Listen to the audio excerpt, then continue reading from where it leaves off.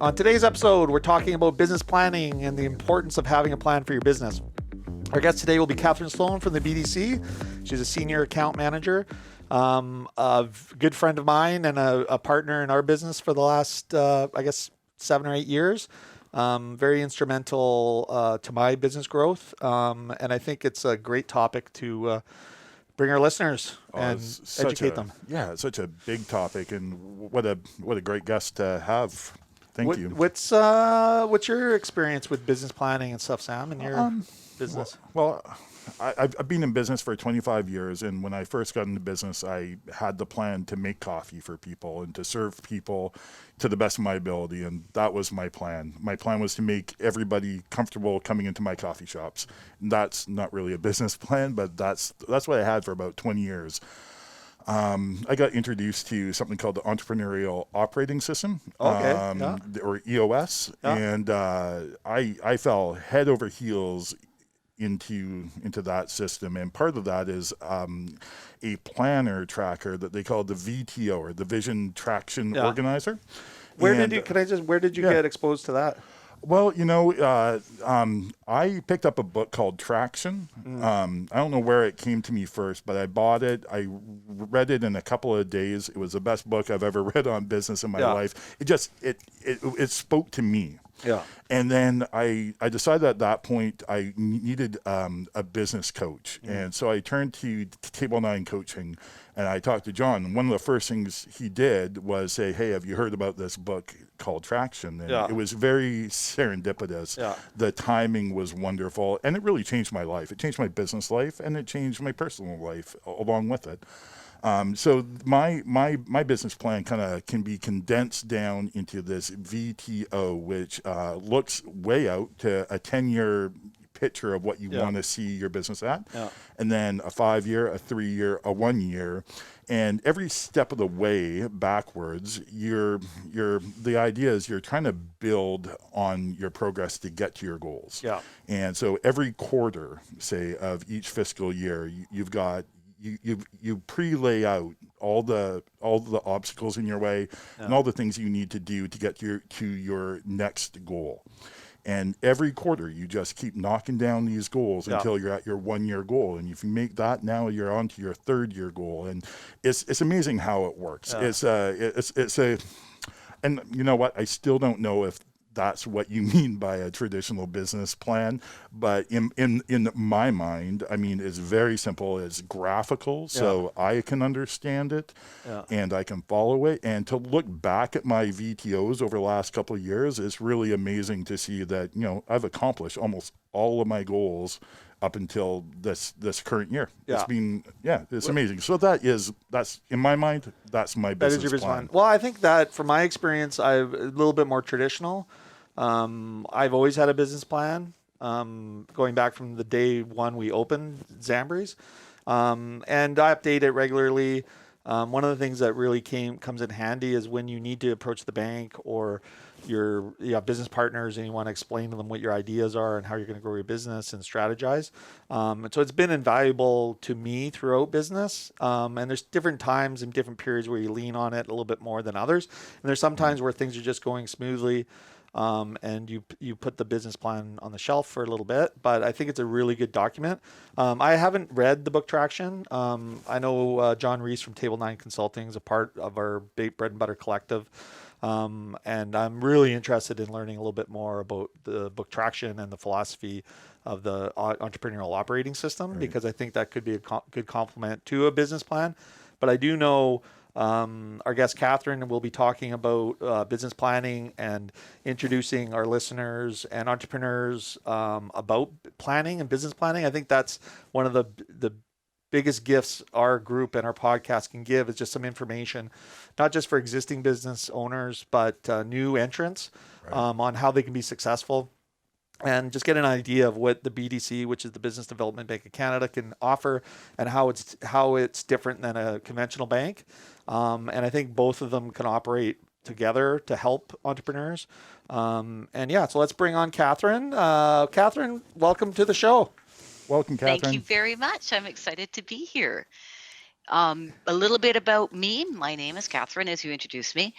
I have been in banking since 1988. Previous to that, I actually ran a bar and a restaurant So you have because I'm an art experience. history. Oh, I have a lot of experience. I did that for many years. Was I'm that an in art history Victoria? major.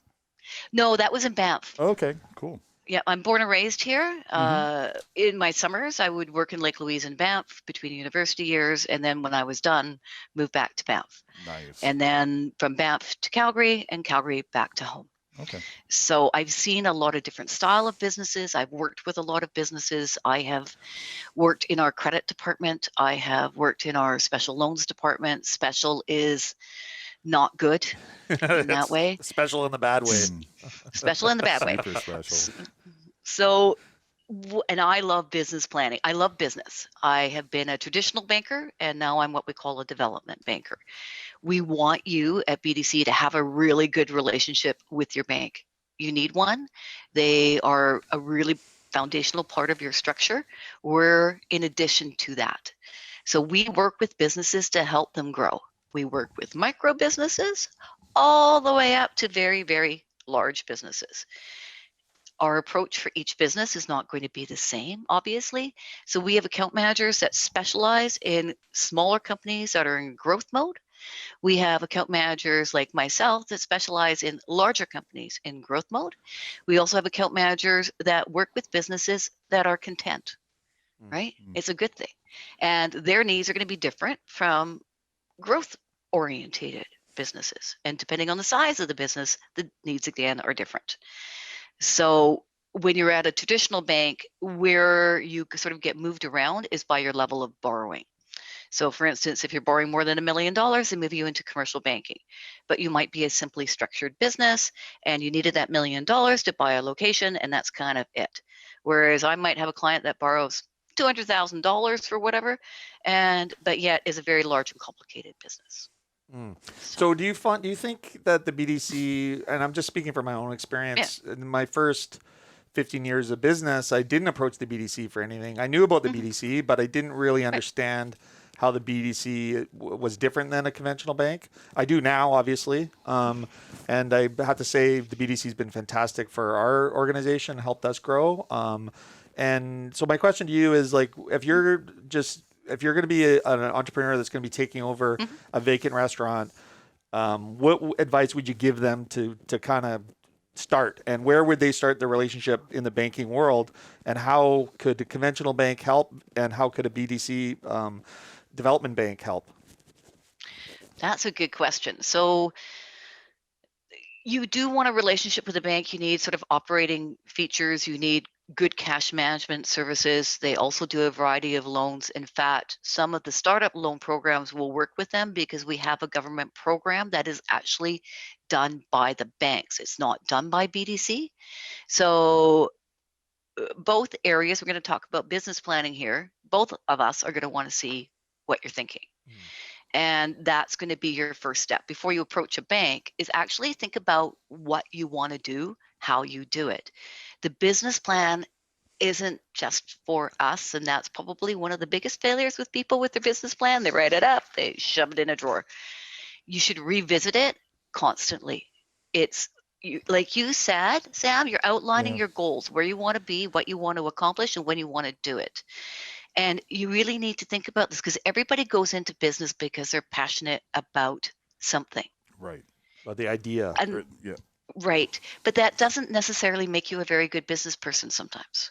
You need to learn the business skills, the business side of business, as boring as that can sound. And education, self-education is really important. So when you're going into either the bank to do the Canadian Small Business Financing Act, and that's where a lot of startups are done, because it's guaranteed by the federal government, or you're coming into BDC and we're Crown Corp. Either way, we're going to be looking for you to have a really good understanding of what you're trying to do.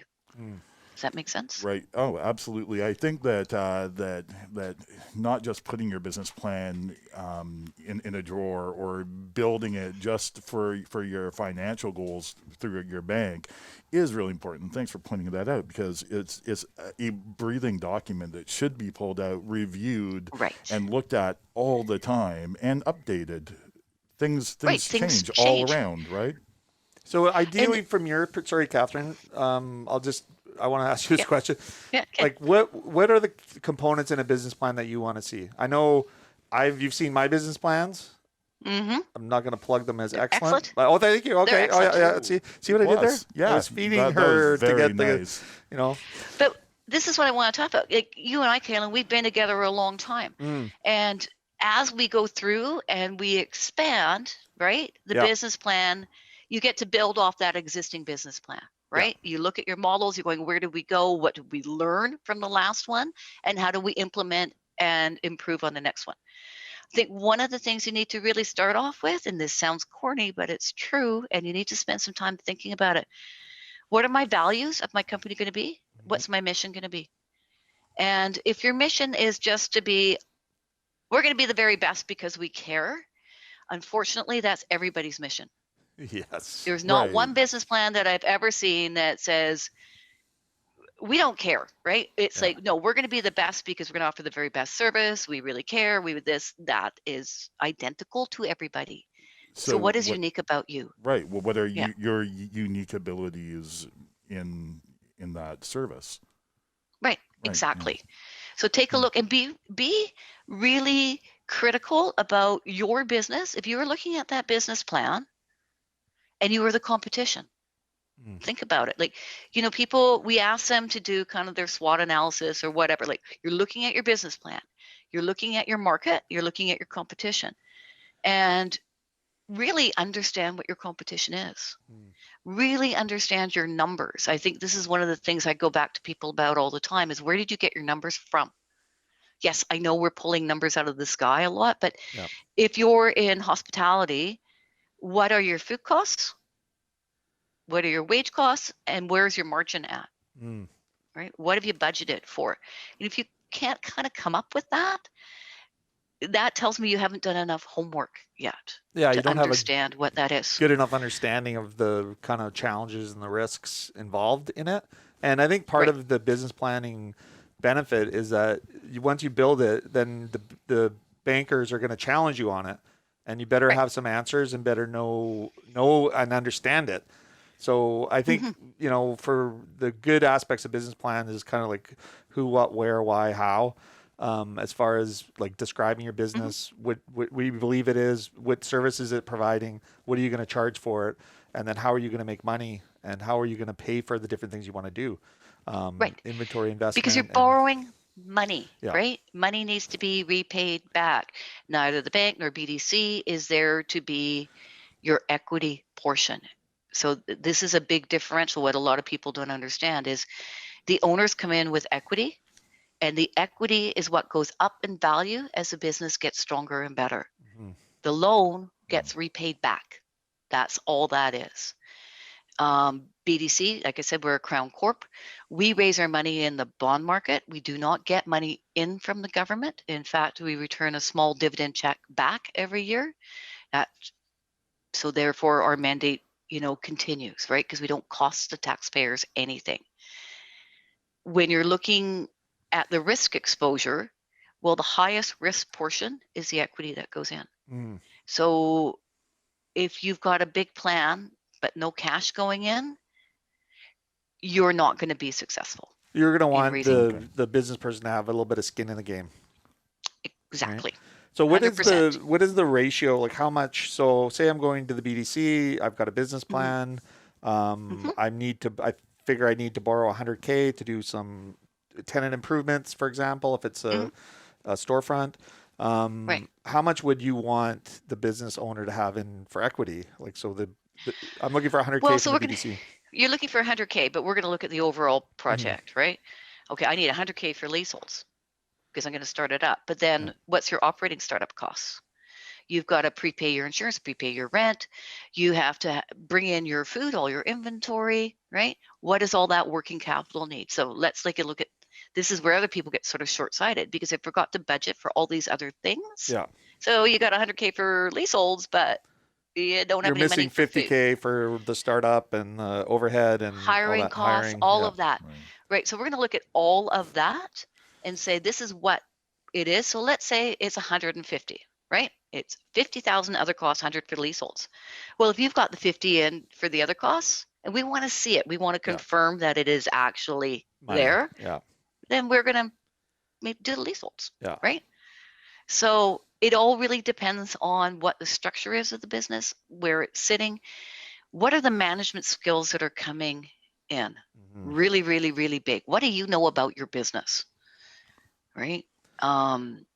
A lot of people in hard times, you see them flipping industries. So what are you bringing over, right? Or who are you bringing in with you?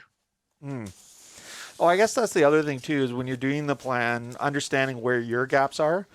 So if I'm presenting a business plan with numbers and finances, like where did I get the financial numbers from? Like who did them? Did I perform them? Do I have an accountant? Right. Do I have an advisor? Like how am I making up that gap? As far as Right. I may be a good chef or a good creator, but how am I making up the business knowledge gap? Right. Exactly. And nobody expects you to be all these different things. As a business owner, my heart goes out. And I've actually run a very large department before. I initiated something in one of my older jobs, and I was given 3 years to make that area profitable. So I understand what that feels like.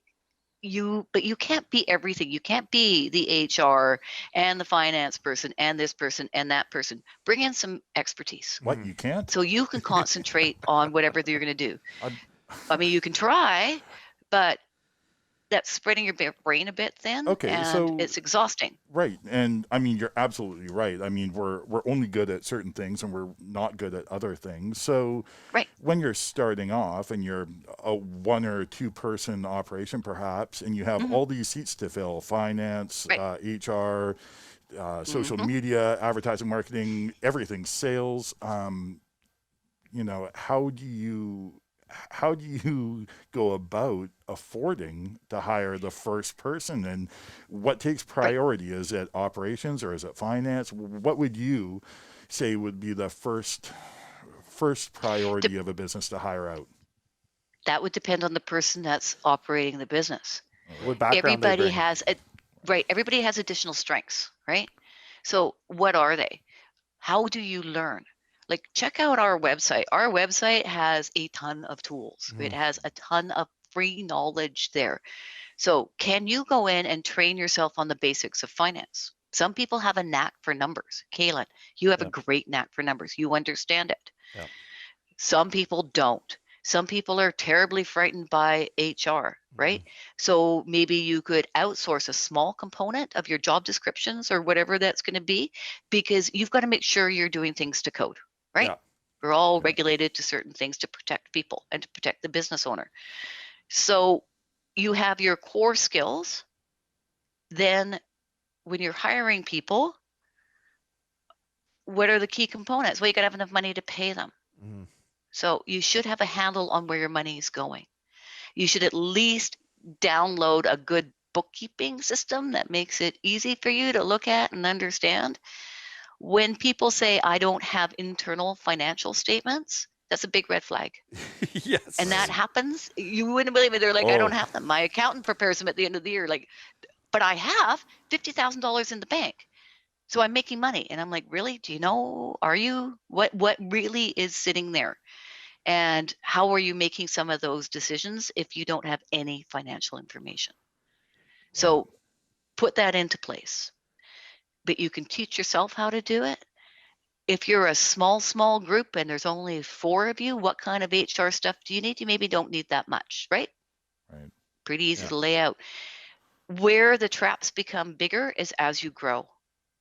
So you start off with 4 people and your sales are 100 grand, and then you move up and your sales are now $500,000 and you're 7 people. Well, and then you move up to $2 million and you've got a staff of 25. That's a whole different operation than being 4 people, right? Yeah. Yeah, you definitely got to pull That's out the where you plan from really the need to closet keep again. Well, I think you right can At that lull point. yourself into a adjusting. false sense of security too, because obviously, depending on what business you're in and what idea you have, you could be generating a whole bunch of cash, and then you're just like, "Wow, this cash is coming; it's never going to end." Yeah. And then all of a sudden, some equipment breaks down. You got a new competitor. The business environment changes. COVID happens, and you're not a Mm-hmm. COVID-friendly business.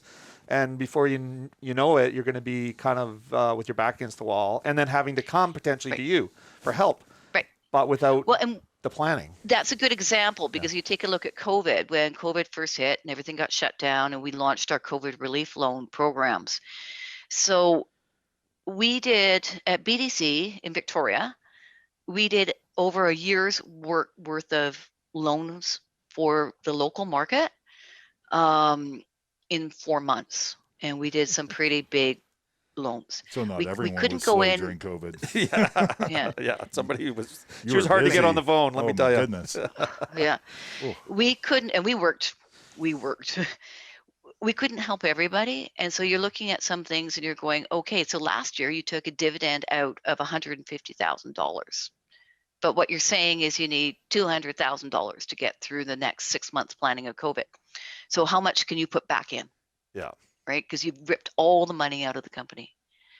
And keeping money in your cash pays bills. yeah, I will say this I can't tell you how many times I say this. Cash pays bills, have some cash, have access to cash somehow, right? So if you take everything out and you're a business owner, you're looking at it going, okay, you know what, we're doing really well, we've got all this money, but if you take it out of the business, you're losing cash for future opportunities, for upgrades to stay competitive, technology improvements. Technology is huge.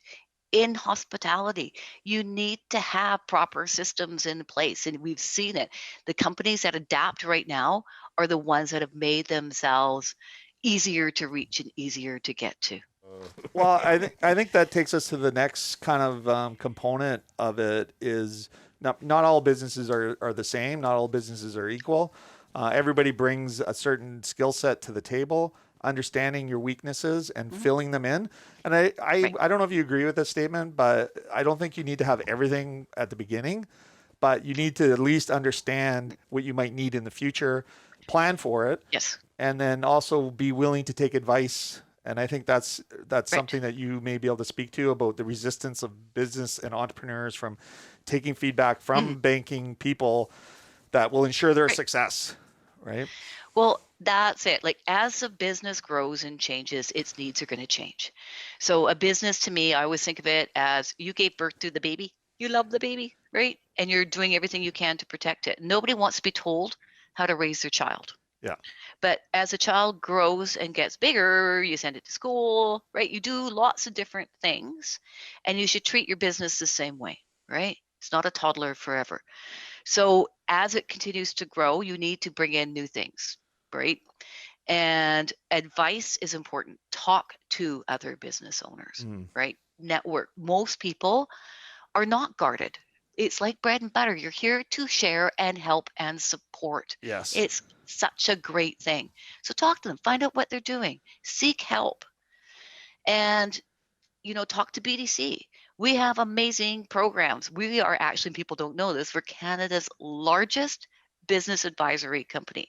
And we do mandates from Victoria out to Newfoundland. So we have this amazing wealth of knowledge to draw on, and they're fun. They're actually really fun. And we have programs designed for the small businesses, and we have programs designed for medium size and for very large. Because again, the needs of the company are different, and their ability to implement is different. For us, we come in and we will teach you and show you and provide you tools that are scalable so that you continue to use them. We have no intention of being on your payroll as your permanent consultant. Mm-hmm. Some businesses want that. There are a lot of consultants in Victoria that can supply that if you need it. excuse me. Just remember, yeah. Yeah. Go ahead. Sorry. Does the BDC charge for their advisory Yes, we do. portion? Yeah. Okay. I was going to say it sounds too good to be true, but there must be there must, is it a one time? Is it, how is that based? How's your financial Right. based? The BDC for the advisory is a project base. So we're not charging by the hour. We spend quite a bit of time. And I'll use this. We get a ticky not by sales. We get a ticky by impact on a business. Mm. So years ago, BDC didn't charge for things, and then people would go through it, throw it in the drawer, and didn't care, right? It didn't have impact. So we are very structured in how we do this. There is a fee because, well, it costs us money to do it. We bring in experts and we share that cost with the business. If you actually look at our advisory services on our statements, it works at slightly below break even. Right. So you are Um, contributing. You know, the we are business is contributing and you're contributing, which I think makes it Right. valuable. If you're paying Exactly. something, you're maybe going to appreciate it a little bit more. Well, again, you Right. got more skin in the game Yeah. as an owner then, right? Yeah. And Right. then we become partners in this. Exactly. And we're looking at you to really do it. Can you do it? And, you know, there'll be a point, sometimes we've had them where we've had to cancel them part of the way through because something's happened. And we go, okay, no big deal. We cancel, we refund the money back because something major has occurred and you can't go through to implement. What we are looking for is going to be a lot of conversations up front and understanding where the business is to make sure that we're doing the right thing together. Right? We've all got to be on the same page and we're moving this as a target together. It is really, really a lot of fun. And it's work, it's real work, but the accomplishments that you get out of it at the end make a big difference. Mm-hmm. Right. And most of our clients that go through our projects come back and then do another one because we do them all the way from top of house, where it's trying to generate sales, finding new markets, whether it's setting up online presences, whatever it is, top of house to drive sales, then to the efficiency models, going through all of that to improve net profit. And then the management buckets over here. There's finance, there's management skills, there's HR, and then we also do all your certification courses. So whether it's WorkSafe BC courses, Mhm. whether it's ISO, it all depends, right? Different industries need different things. So can a So- business come to the BDC without asking for any actual financing, but just always. asking for advice? We do lots. Really? Yep. So you don't see, in my mind, We're here to help you're a businesses. bank, right? And so I Right. go to you for money, and maybe if I get turned down for that loan, maybe the advice is a way to come back and reapply for the loan later. Am I kind of missing the point there? It sounds I think you're missing the like- point with the yeah, BDC, and I think that's maybe the Yeah. confusion with it, like I business think development so. bank, but it's an advisory bank. Well, emphasis on the development. Yeah. Here, Development. sounding I'm a right. development banker. Right. I used to be a commercial banker. I am now a development banker. So commercial banking has a really big need, small business banking, really big need, but their mandate, for lack of a better word, is different than ours, right? Yeah. They have to protect the bank to protect the shareholder. The shareholder, I own shares of banks. You probably all own shares of banks if you have any sort of mutual funds or whatever. And the driver is the return to shareholder, right? Right. Our driver is impact to business. Huh. So- I'm not gonna get. You've got me really intrigued on the advisory part. Oh, it's so much fun. it's- It really, we've done so many different projects. I mean, so you take one company, for instance, Transition. Transition is a good one. So one of my companies had been in business since 1940. The previous owner had owned it since 1971. My person came in, bought it 6 years ago, and it needed some upgrading, obviously. So then it was like getting the staff on board. What are we doing? So we did some strategic planning and we did some rebranding. And some of these were done actually to weed out some of the people that maybe went, okay, I don't want to be here with the vision of the company. It's time for me to move on. And it was to get everybody who was there to really go with where they wanted to go, right? To move forward. And since then, we've done other things, and it's a lot of fun. Like, and the company is so vibrant and fresh, and has now taken their sales, you know, from 10 million. They're at 16, targeting 20 next year, right? And expanded their markets and their products. we do them when you've got, let's say, companies like with Calen, where you're growing, right? You're growing, you're opening a new location, new location, new location, new location. You've got that many And what is locations? I've got location after Oh location my after location. God. I have plans to we're take over the world. Nice. the island, The conquer island, the island, the island. Yes, One yes, yes, burger yes. at a Stay time, focused. right? So stay focused. right? Fair enough. So, you know, and then, but you've got your culture. Now, the culture and the brand of Big Wheel is really important. It's massive, right? Yeah. And the culture is about being community orientated. The culture is about being kind to the environment. The culture is about being fair. So when you're looking at that, and how do you keep an eye on it all the way through, you want to make sure that culture is sound. So you want to work with all your senior managers across the board so that they are all saying within their own words, but having the same meaning to everybody, that you're managing your people and your culture the same per place. See Yeah. what I mean? Yeah, and I think And those we are do that. those challenges, and we're engaging with the BDC on those levels and using some of their consulting services, which I think is a huge benefit to us. You know, we always like to think we're the smartest people at the table, but discovered that we're not many times over. But I know that there's definitely a benefit to getting that information, especially, and I guess it's at different stages of the business. And I think this is the thing that people need to understand is you need to have a good working relationship with your primary bank, which is you know, your day-to-day transactions. But I think it's the one thing I've learned, and I've had some success with different companies at different stages with a true partnership with the banker. And that's where the BDC obviously is different than a regular bank, because I think in some banking instances, and I'm sure some of our listeners would agree, that they've gotten just the wall and they're like, unless, well, how much equity do you have in your house? I'm not going to lend you on this harebrained business idea. And some smart ones will direct them to the BDC, and there's a lot of collaboration between, you know, let's say the Royal Bank and the BDC, or the TD and the BDC, things like that. But I do know that you don't have to have all the answers right at the outset, but you at least have to have a basic understanding of what you're trying to do and trying to achieve. And I think, you know, the BDC is a great solution. And unfortunately, I didn't realize it until, you know, halfway through my business career that they were there. But the second half has been great because of it. But I do know that there's some banking relationships that are pretty limiting. And I had one in particular that we had to leave to another one because they just weren't helping in anything. So they weren't even helping with their day-to-day banking. They didn't really care. So it's just like, you know, finding a psychologist or a counselor. Make sure that you have a good relationship with them and that they answer your calls. We have relationships with all the banks and credit unions. We do. That's because we work with them. And having been a long time primary banker, like commercial banker, having that relationship is also really important, because it is about your daily banking, your cash management systems. What goes on with this? When are you going to get that phone call? Now, keep in mind, it is up to the manager of the business to make sure there's enough money in the accounts, right? Yes. I think that's always the thing, is like, well, they didn't phone me when my check was going to bounce. It's like, well, it's not the bank's fault the check bounced. It's you didn't have enough money in the account. And that goes back to understanding your financial statements. And we do have things like financial management for small, like micro and slightly bigger businesses. So you can come in and learn it and do it and see what it's going to happen.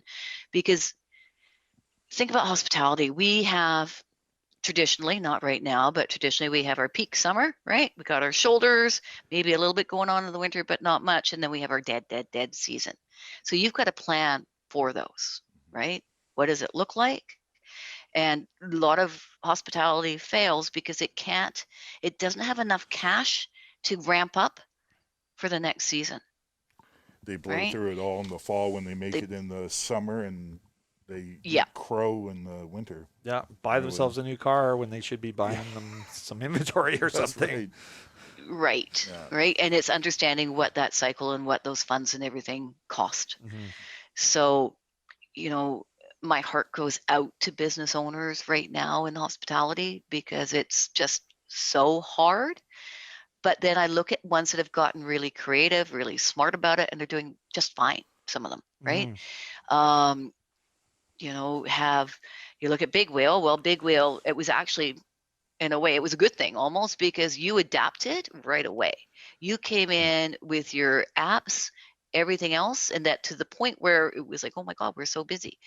Um, there was other ones that just didn't embrace what they needed to do to get through it, right? Mhm. So whether it's sectioning off, like I go over Sam 2% Jazz all the time. You guys are, every time I'm in there, there's always a lineup, and I go at all different times of the day. There's always people going through there.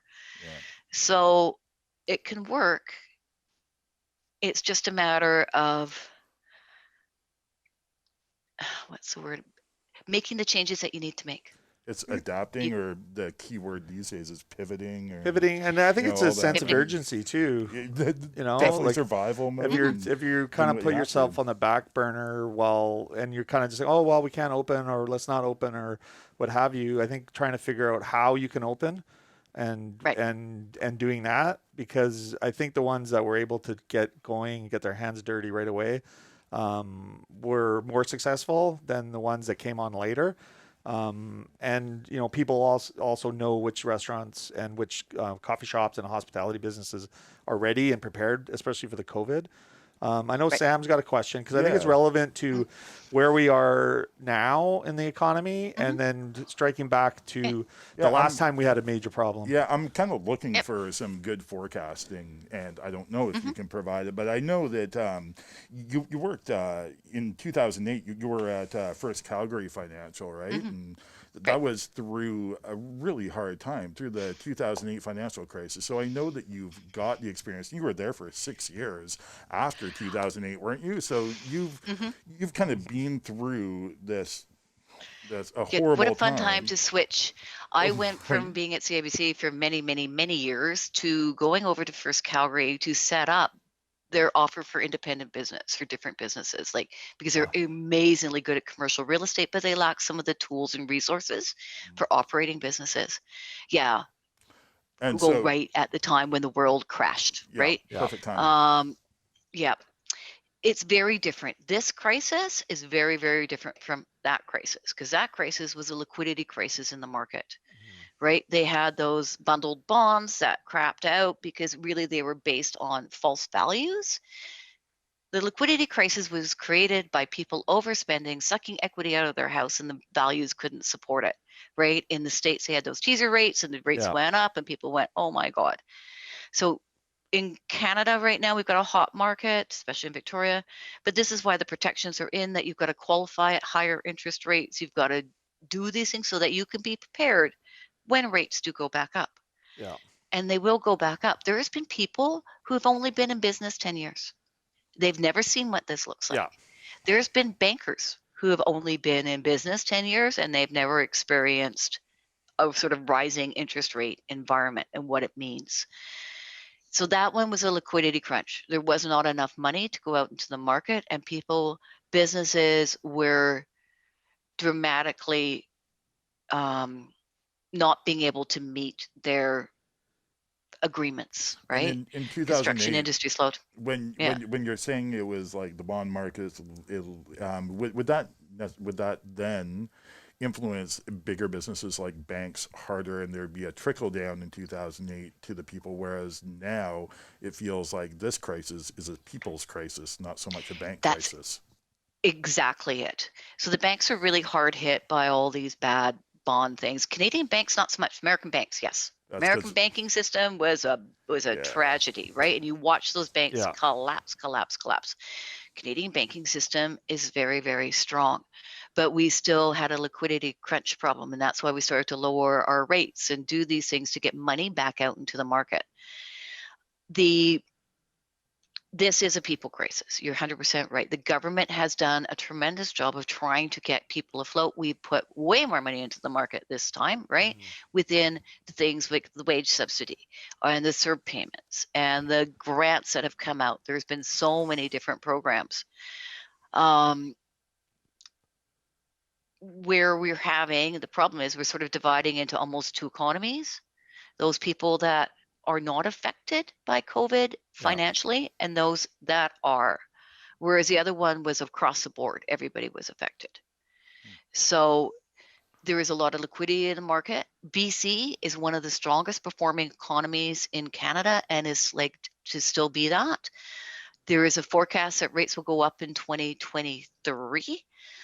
On our website, there is Pierre, who is our economic master, for better words. He advises the government. He works for BDC. There is his forecast is on there.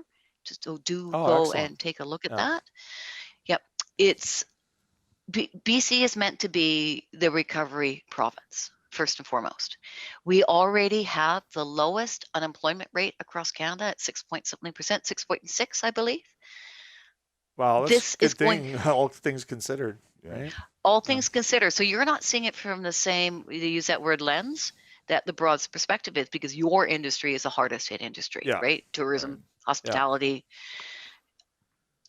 This is where it goes back to technology. One of the conversations I used to have all the time pre-COVID, when I was asking clients what's going on, what is good and what is a struggle, was HR, was hiring the right people. There's a tremendous shortage of the qualified people that is fully projected to return, right, as our economy starts to heat up again.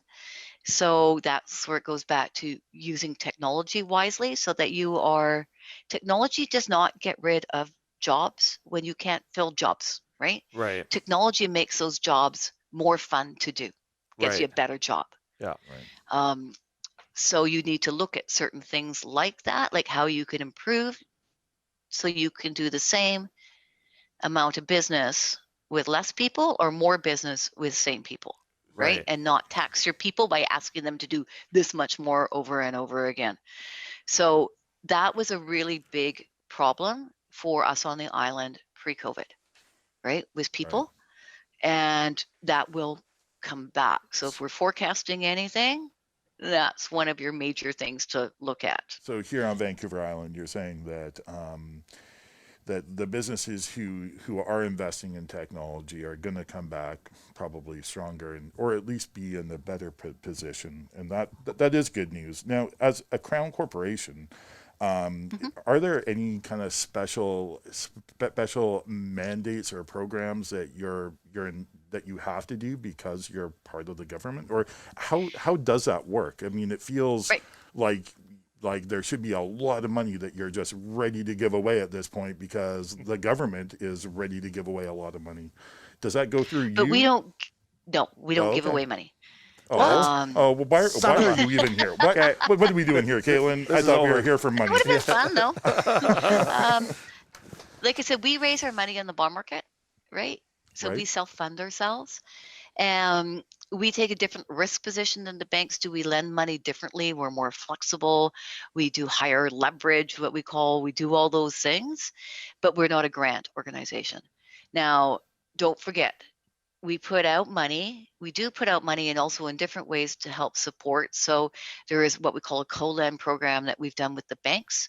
So we fund on COVID relief loans up to 75% of it. The bank is funding 25%, and they're the ones that are doing the due diligence on the loan.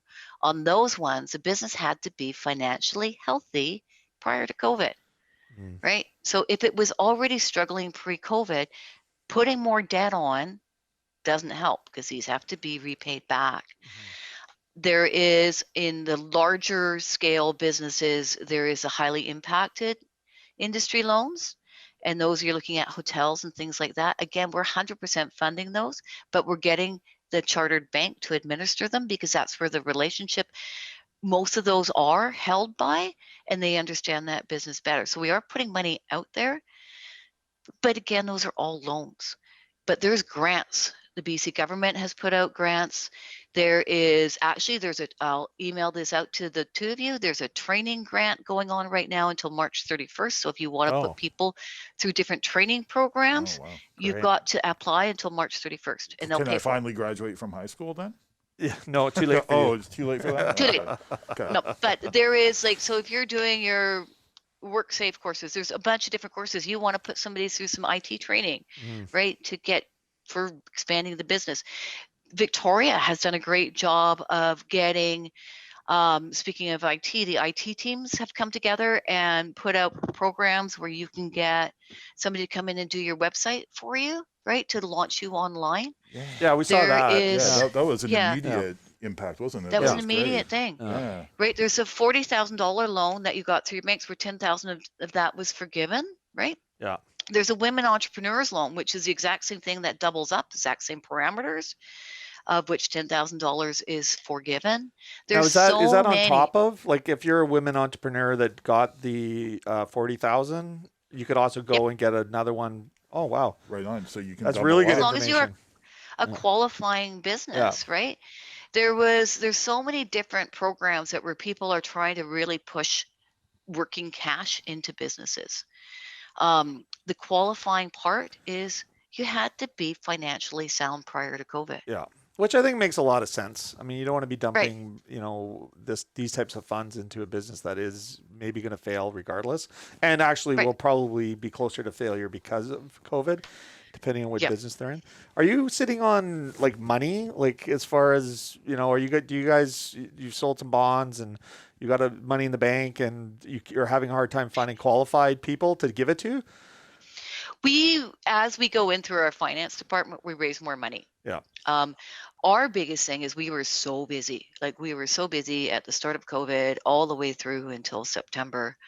Um, Actually, August, it kind of died down. I say August, it died down, but we were so incredibly busy that I think people kind of thought we were closed because for normal business, Yeah. right? Because we actually had to put the brakes on normal business and say, right now, all we can do is Emergency go funding. through an emergency, and it was triage, right?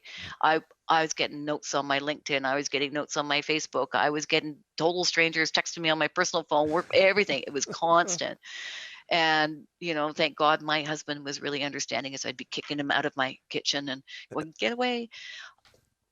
We are fully open for business, and now is a good time for a lot of businesses to be looking at new opportunities, unfortunately, because what comes with crisis is opportunities.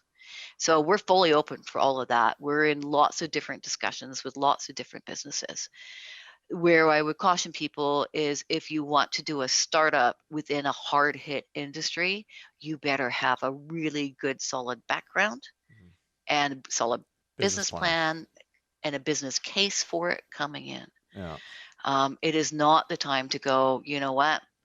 I was a waiter over here and now I think I can do a better job. So I've got no cash and I want to open this bar over here. Wow, that sounds like how Yeah, most restaurants are opened. It sounds like how we started too. Yeah, so But you know what I maybe mean? Like, now it's is the timing. best. Yeah, so now maybe is the best time to be thinking about best practices and thinking about Right. the next generation of hospitality. Well, which is our mandate as the Bread and Butter Yeah. Collective is to help support these people coming into the industry so they don't Yeah. make the same mistakes and we clear a path for them. So having a guest like Catherine on to help really lay that path out so clearly for us. Well, it is really such gets us such an thinking in the right asset. way. Oh my God. I know from obviously our perspective, it makes a lot of sense. I think the opportunity for new entrants will be the clean out of all the ones that failed. And I've talked about numbers of 50% of the restaurants won't be here once the dust settles. Maybe it's 60%, maybe it's 40%. We can argue that, but I know that there will be leasehold spaces available for restaurants Already that save are. $400,000 or $500,000 in startup costs for new entrants. So Right. them worrying about a business plan, but basing it on less on TIs because some of those things will be in place already. Yeah, it'll already be built out. And focus on cash flow and their What do you bring in? So if let's say there's three of you, right? Yeah. So you're three good friends. Well, you're a good chef. I'm a good head of house, like front of house, Yeah. right? And then put it together and come up with your plan and bring in your people and make sure you've got enough capital. Yeah. Right. And that's where you go, friends and family. If you don't have enough cash, Would the BDC to provide kind of working be. capital in that situation? Like, for example, if we put in 25K each, we've got 75K a startup, we found Hmm. a space that we've secured. It doesn't really need much. Maybe it needs Hmm. 15 grand or 20 grand and kind Hmm. of changes. But we need working capital. Would you, You need work. Yeah, yeah, it would really all depend sort of on what that plan looks like. right. Right now, would we do a loan for $20,000 for a startup? Yeah, No, we no, don't. It's too small. It's got to be minimum sort of 50, right. because that sort of money you should be able to raise Yourself. um, yourself. Now, one of the things I'll tell this to everybody, banker's not going to like it, but before you go and be self-employed, go raise what cash you need first before you become self-employed. Right. If you're still getting a paycheck, right? Because when you're self-employed and you want to borrow money personally, you've got to show 3 years financials. You've got to show this. You've got to show your tax returns. Blah blah blah blah blah blah blah. Right? Yeah. So basically, as soon as you become self-employed, it's really hard to borrow money personally for the first year or two. Yeah. Right? Just is. I think that's a good advice. In particular, it's just about we talk about business planning. It's about planning for success, and part of that, Right. I know for me, knowing what I know now, I always make sure if my time horizon for borrowing, because I'm growing Right. my business, I have a business plan. I know, well, I'm going to need to approach the BDC in 2 years' time. Mm. So let's make sure my personal finances are straight, that I've made enough Right. money to use that as leverage to borrow, so that they know that, I can meet my debt coverage levels and, Yep. and also mix your personal situations with whether you own your house or rent or buy a new car or you're going to incur a bunch of expenses before you're about to go to the BDC or another bank and borrow money. Kind of Yeah. tying that all up, right? If you've got poor personal credit, work on cleaning that up. Right. Right? Because that, as a startup, if you're doing a startup and you've got poor personal credit, that's an instant decline Yeah. for any bank, for any program, because your history, you have no history as a startup, right? None at all. So it's all based on your ideas, what your information you're presenting forward. The only history you have is how you've paid your personal debt in the past, right? Right. So So if you have a record of not paying it, well, that's the only record you've got. It's sad, but it is. One of the things always about me, Calen knows about me, is I'm not always very politically correct. When I'm very upfront about stuff, and I can almost be nagging like a mother, but it's sort of like, get this done, get this cleaned up, get this organized. Yeah. right. So when you are doing your credit evaluation, is there Hmm. what's the balance between a business's financials and the ambition, drive, and tenacity of the business owner? There's got to Well, be it's always, right. yeah. Those do come into play, right? Right. And wondering Oh, how absolutely. much. I had a client last year that lost. I mean, it had been profitable, profitable, profitable. Last year they lost money, but they're back on track. And so we are now going to invest in a bunch of new equipment for them. It's what did they do about it? What happened? Mhm. Why? And what did they do about it? If somebody comes in and says, I don't understand why I lost money, then, well, that's a problem, Yeah. right? What do Right. you understand about your business? If you don't know how to read your own set of financial statements and it's showing that you've lost money, that's a problem, because that's happened. People go, well, I didn't lose money. Well, this says Yes. you Right. did, right? So tenacity is one thing. It's looking at what did you learn, Right. and businesses are going to go through different cycles. Growth costs money, right? Yeah. So it could be that the business is doing well, but it is having to spend that money to grow it, right? Yeah. So it's understanding. If we understand it and it makes sense, then we can move over it. But if it's a straight operational loss that really is no reason, and you're looking at the trend and it hasn't improved, then that is a problem, But my new right? car drives so well. Not That relevant. happens. Oh, not relevant. Yes. Sorry. I had a client that wanted to rent a Maserati, actually buy a Maserati Oh. for the business to say, this is how well we're doing. And I'm like, I don't think so. Like, Well, go rent it for that the should be a summer. warning flag right out of the gate. Right. You know, Yeah, why are you supporting someone that has that idea, right? And I right. think it's about telling a Well, that was story. Calgary. Oh, that was Calgary's a different Calgary. Yeah, mentality. Yeah. yeah. Okay. Well, big oil money. That makes a lot of sense. Now I'm approaching the BDC for the first time. Hmm. I've never approached a bank to borrow anything except for my own personal house and stuff Right. like that. Which is So a very different process. it really is, and going through the process has been exhilarating, really, and it's really opened my eyes. Breathe a fresh breath of fresh air. Breath of fresh air. It's breath of fresh air into my mouth. And Oh, we don't do that. It's yes. COVID. We're not breathing Yeah, it we're around. not breathing. No, I had my mask on. It was okay. But I'm wondering for people like me, because I know there's Yeah. going to be lots hearing this podcast Right. in the same position as I am. If I don't get this loan, is that the end of the road, or do then Oh, I no, then no. or then do I take the advice that's been so freely given to me so far through all my conversations with the BDC, put that into place, and then reapply? What does Yep. that process look like? I mean, we're never going to be able to guarantee that something will happen down the road, right? Mhm. Because we don't know, right? Yeah. Stuff happens. But when we're looking at a business, I mean, I think the best referrals I have ever gotten are from businesses I have declined because I've said to them, this is why we can't do it. This is what you need to do to change. These are the things we can help you. Here's some ideas. Go follow this. And then it makes sense, right? And they go and implement, they go, you got to talk to her because she's going to tell you how to fix it. Yeah. That happens. And is it no, what may not work today could certainly work tomorrow, right? Nothing's Okay. stagnant. Businesses grow, businesses change.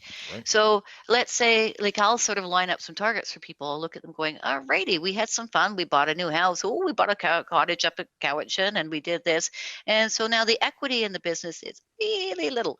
So, but if we're looking at it and your in-house statements, we're showing that you're going to make this much money, and that money stays in the business, because then where people lose track is between your income statement and how it correlates to your balance sheet. Exactly. So your income statement is your report card for the year. What were my sales, my costs, my net income? Your balance sheet, when you're equating it personally, it's your personal net worth statement. That am I improving? Am I getting wealthier as a business every year? And if that balance sheet equity bucket goes down, you're not. You're draining your company out, right? And it could be drained out for a variety of different reasons. So, you want to make sure that net profit moves over here and hits that equity line. Retained earnings goes in that. So, because while we can finance up to 100% of a building purchase, for instance, we got to make sure the balance sheet can support it, Right. so that we're not overweighting the company with all debt, right? Again, skin in the game. What's the owner's Yeah. equity in there? So if the debt, let's say you've got $100,000 equity in your business, but you want to buy a building worth $1 million and you want to 100% finance it, that's $1 million debt, right? Yeah. There's no other equity. The $1 million asset is wiped out by the $1 million debt. Yeah. So your debt to equity is 10 to 1, which means that's that's way too much leverage for a business to support. Yeah. So you want to be like 3 to 1. So how do you move that money over? So let's say you're at $100,000 equity here, you got $1 million purchase, but this year you're going to be making $200,000. Yay. And this is one thing you got to talk to your accountant. Really, really, really, really, really, really. I can't stress how important this is. Accountants have certain paths that they're going to go down. And if you don't have a full open discussion about your goals, they're going to work on tax minimization, because that's normally what people want. Yeah. And tax minimization means taking all the money out of the company, right? Yeah. So what you want to do is say, I'm in growth mode, and growth mode takes cash. So leave the cash in. So you're making 200,000, woohoo, 200,000 profit. That goes into retained earnings. Now you have $300,000 in equity, right? Yeah. And you want $1 million loan? Now it's doable. Yeah. Now Right. you've got See what I mean? 30%. It's so funny. Equity in it. I just had this conversation with my accountant just the other day, and he was saying that, because we were talking about the BDC as well, and I was Right. saying I'm dealing with them and I'm dealing with you, and he's like, well, we're coming at this from different perspectives. My perspective as an Exactly. accountant is Yeah. I want tax efficiencies. Right. And I want the money out of the account. I want in the Right. BDC, or the banks are going to want the opposite. So Right. that's a hard You balance to need strike. It's a goal and it's a conversation that you as the client, you're the client. So what your goals are come first, right? Yeah. So if your goal is to grow the business and do these things, your banker, like your development banker and your accountant should all be on the same page and have a great conversation. I know Calen's accountant well, and we have these great conversations about stuff. And then we're like, okay, we're on the same path. Who's going to tell Calen we need to do it this way?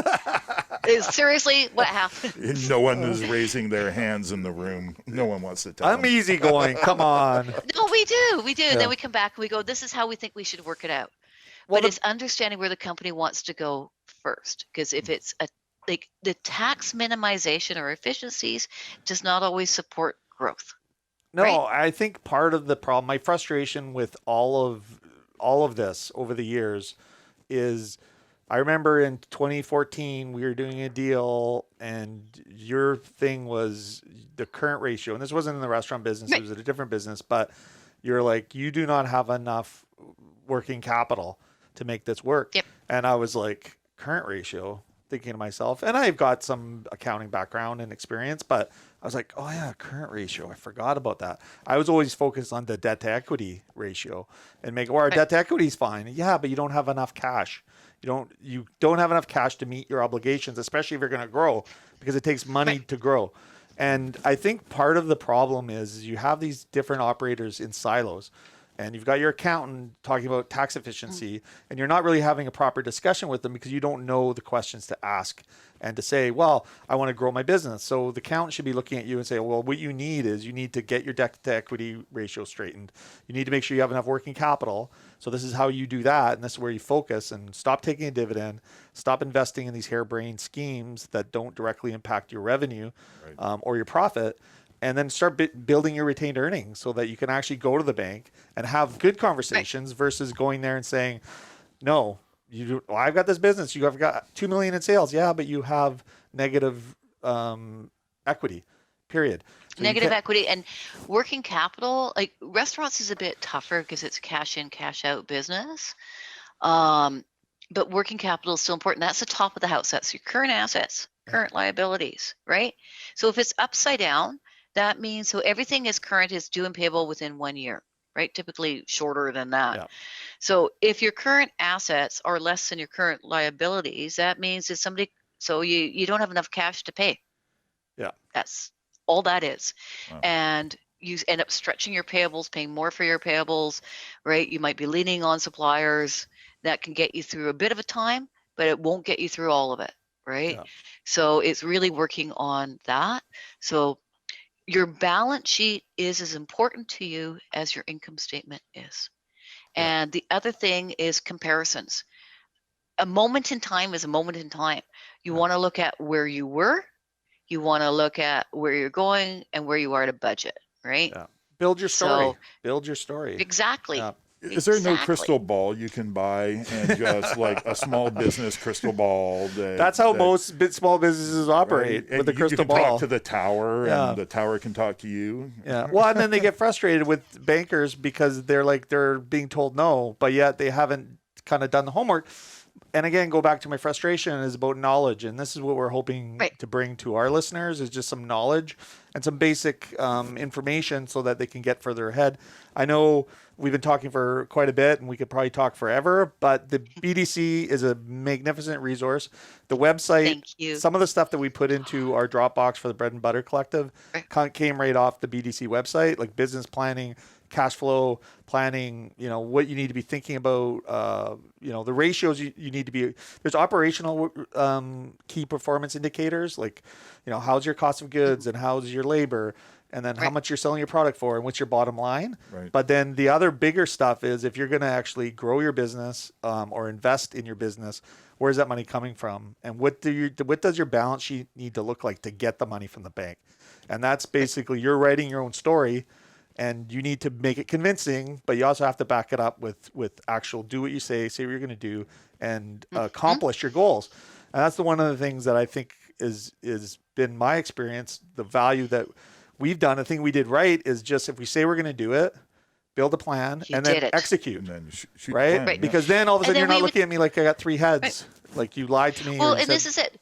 Because we do a business plan up, and then we're going to come back and I'm going to go back to the business plan and say, what do we do? And sometimes things are going to go off the rails. Well, that's why, yes. right? Have And then we'll have an yeah, answer. yeah. Well, this is what happened, and this is why we didn't. And it's like, okay, that makes sense. Yeah. Now we move on. Yeah. But if it's simply here's a business plan and a forecast, and then you come back and you're going, well, I don't know. Well, you wouldn't lend money to your buddy if you said that to you, would you? I wouldn't do it again after the fifth time. No. Yeah. Five Well, times was it too comes many. down again, and I want to emphasize this as we kind of begin to wrap up. I play a bunch of poker, and in poker there's people that bluff. So in order to execute a correct bluff, you got to tell a good story, right? So if you're doing these moves and you're looking, and the guy's thinking to himself or the girl's thinking to himself, this doesn't make sense, chances are they're going to call your bluff. And it's the same as a business plan, and running your business is like, this needs to make sense. I need to be able to tell my story and also have answers and be able to justify why things went right, why things went wrong, what are the risks, and what am I going to do to mitigate them and fix it. And if you can answer those questions, then chances are you're going to be successful with your banking relationship. Exactly. Well, not only that, it's successful. You're going to be successful. Yeah. If you don't need to borrow money, it doesn't matter. Do a business plan. Yeah. Revisit your business plan. Remember when you buy a house or something, like you move into a place and you look around going, I want to do that, and that. And then you live with it for a bit and you kind of go, oh, didn't do it. And then you do it finally, maybe when you're moving. And you go, I wish I'd done that sooner. It's like that with a business. And that's why you have the business plan. It keeps you to your goals and your tracks, and make sure your business plan aligns to your value statement that you put out, your mission that you put out, right? And if you're finding you're doing things that aren't part of that, use that to question yourself why. Yeah. If your staff aren't doing things that are part of those two statements, that's part of your culture. You could use that to question why. So those are why it's really important to have it, regardless if it's for financing, right? Have it and use it. Make it a short document, make it a living document. Put things up on the walls. Remind yourself, remind your team. Celebrate your successes. Every time you hit a milestone, go woohoo. Yeah. Have that party. Yeah, Right? we've got a copy of our core values and almost inside of every cupboard at work. So Excellent. when someone opens it up, they say, "Oh yeah, we have to be nice. We're based on merit." Blah blah blah blah blah. Right? Right. Yeah. No, it's really Right. important, And and that is a great way to drive your business, not only to plan your business for the future, but to actually driving it. It makes it so much easier when you're telling yourself all the time, because you put out all that time coming up with your core values and your mission statements, and it's just you reminding yourself what you're doing. And sometimes that's so hard because there's so many distractions in the day-to-day business that you need to be reminded. And it's nice to hear your own voice coming back at you to remind you. It's better than someone else nagging you, I guess. Yeah, no, there's no question. I think that's fantastic advice. Catherine, thank you so much.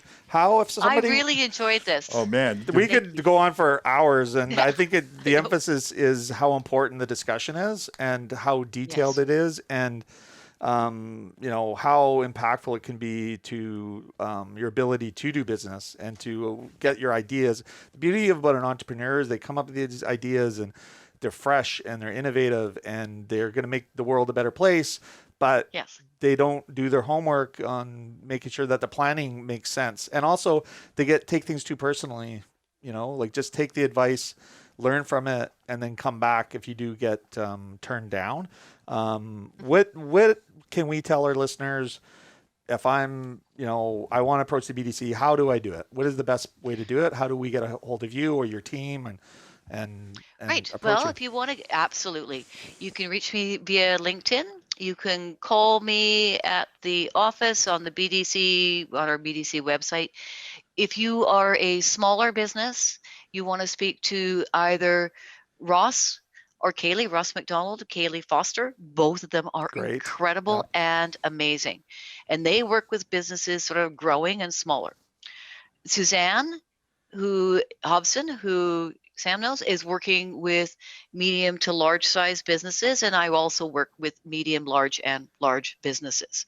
So depending on sort of which market you fall into, we use a 2 million kind of cut line. So 2 million goes to medium, and then sort of over 5 goes into larger. And under that, so Ross and Kaylee, under 2 million, either Suzanne and I over 2 million. And we really, really want to help. That's our biggest thing, is to reach out and help. And I am so looking forward to when our downtown becomes back. refreshed and Yes. vibrant again. I Yeah. miss it. Yeah. I still wander around everywhere, but it's breaking my heart seeing all the police Closed. signs. Yes. So it's going to come back. We know it. Also check out the Island Good brand. That is, I don't know if you guys have looked at that, but put that out Yep. there, Island Good. And remember, there's a lot of resources there to help you. So take advantage of them. Well, Seriously. I love it. Thank you. It's really obvious that you're passionate about your work and passionate about Thank you. helping. And She's good. She's yeah. the best in the business. Well, no, Suzanne's the best in the business. Oh, so, right? well, we're going to see at the end. Yeah, we're okay? going to see in about 2 hours, Yeah, yeah, actually. maybe Suzanne. Our next podcast, if I'm still here, Yes, you'll know that Catherine won. Oh, that's Oh, awesome. and by the way, I've got a bet out with Calen on the next location. He's going to do his hair big wheel blue. Yes. Ooh. So if Catherine's successful for me, she's got her hair dyed right now. I'm going to dye my hair big wheel blue. So I'm pretty positive that my hair will be blue in a couple months' too. time. Yeah. And you know what? I'll eat a burger if you win that. Perfect. Everybody's a winner. Awesome. Thanks, Catherine. Great. Thank you. Appreciate your time. And enjoy my mug. World needs more Canada. World needs more Canada. Yeah, it sure 100%. does. Yeah. 100%, eh? Thanks, Catherine. We'll talk soon. Bye. Bye. Wow, that was great. Oh my God, my head is I swimming. know. I'm speechless, and my head is full of thoughts. Didn't I my say this God. was going to be a long podcast? Yeah, that's, We're probably going to have to break like, it down into some components, just because there's so much information there. I'd hate for any of it to for people not to hear. Well, exactly. That was so beneficial for anyone who's been in the business for a long time or just thinking about getting into business. Yeah. Oh my God, I can't imagine having that conversation with a banker 25 years ago. Oh my God. There's no way It would have I changed happened. a lot of what I did.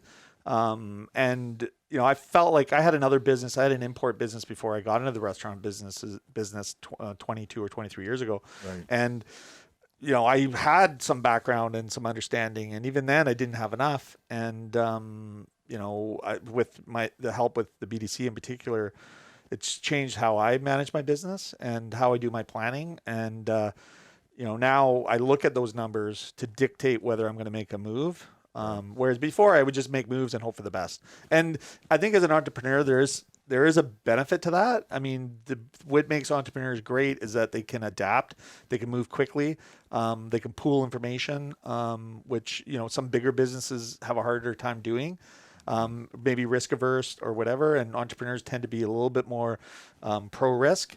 But I think as you're building your business, if you want to sleep at night, having a good business plan and knowing what numbers are important to your business is invaluable.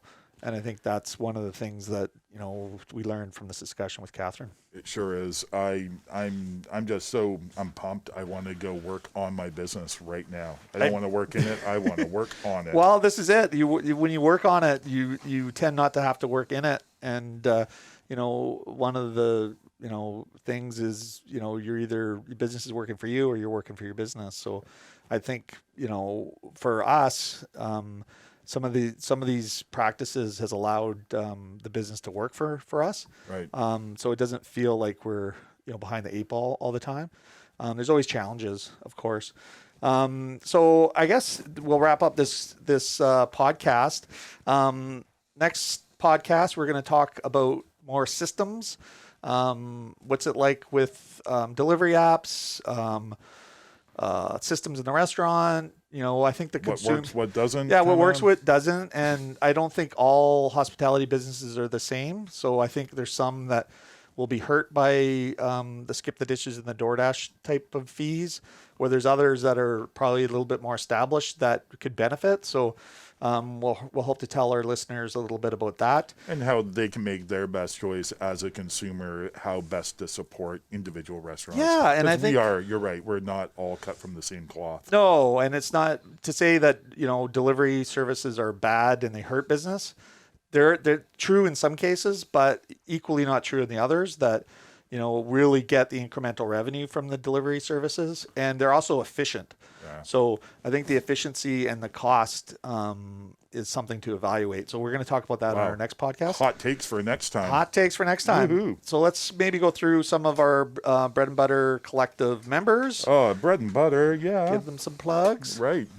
We okay, so we're doing 2% Jazz, of course, House of Botang, Pizzeria Prima Strada, and Picnic, and Part and Parcel, and Foo, and Habit Coffee, and Zambries, and The Village, and Hey Happy Coffee, and Nourish, and Cafe Fantastico, Hoyne Brewery, The Drake, Discovery Coffee, and Full FB, Yeah. Big Wheel Burger, of course, Ooh. Bodega, the Tapa Bar, Sherwood, Roast, Tuke Catering, 900 Degrees Catering, Drum Roaster, Agrius, La Pasta, Taco Stand, El Pastor, Table 9 Consulting, John Reese, we mentioned him in the show today, Herald Street Brew Works, Beauregard Cafe, and a growing list. Right So, on. Well, yeah, it sure is growing. And you know what? Thanks so much, everyone, for listening to us.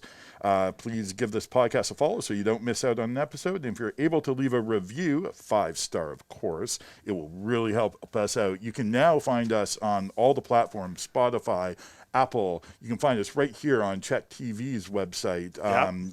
We're everywhere all Check of a sudden, right? News under the program tab. You click on the podcast and you've got us. If you'd like to send us an email on what topics you'd like us to cover, you can email us at info@bigwheelburger.com. We'll eventually, in the next couple of weeks, have our own website and social media handles as well as emails. But for now, you can use the info@bigwheel. And until next time, be kind, be safe, enjoy good food and coffee. And be nice to everybody. Be nice and do a business plan.